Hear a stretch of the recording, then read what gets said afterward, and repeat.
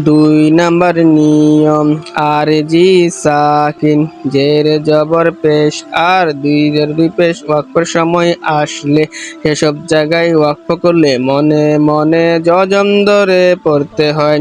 জের আছে ওয়াকফ করলে জেরকে বাদ দিয়ে জজম ধরে পড়তে হয়। জবর আছে ওয়াকফ করলে জবরকে বাদ দিয়ে জজম ধরে পড়তে হয়।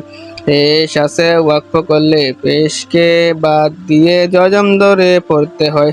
দুই জের আছে ওয়াকফ করলে দুই জেরকে বাদ দিয়ে জজম ধরে পড়তে হয়। দুই পেশ আছে ওয়াকফ করলে দুই পেশকে বাদ দিয়ে জজম ধরে পড়তে হয়। পা লাক জের আছে ওয়াকফ করলে জেরকে বাদ দিয়ে জজম ধরে পড়তে হয়।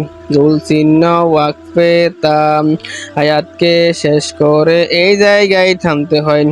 খ লাক জবর আছে ওয়াকফ করলে জবরকে বাদ দিয়ে জজম ধরে পড়তে হয়।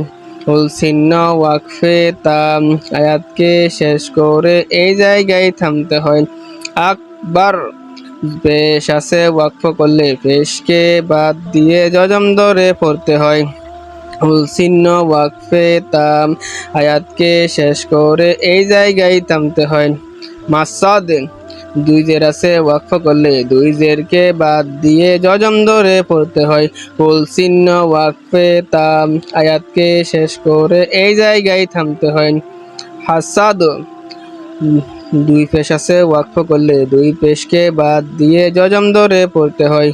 চিহ্ন ওয়াকফে তাম আয়াতকে শেষ করে এই জায়গায় থামতে হয়।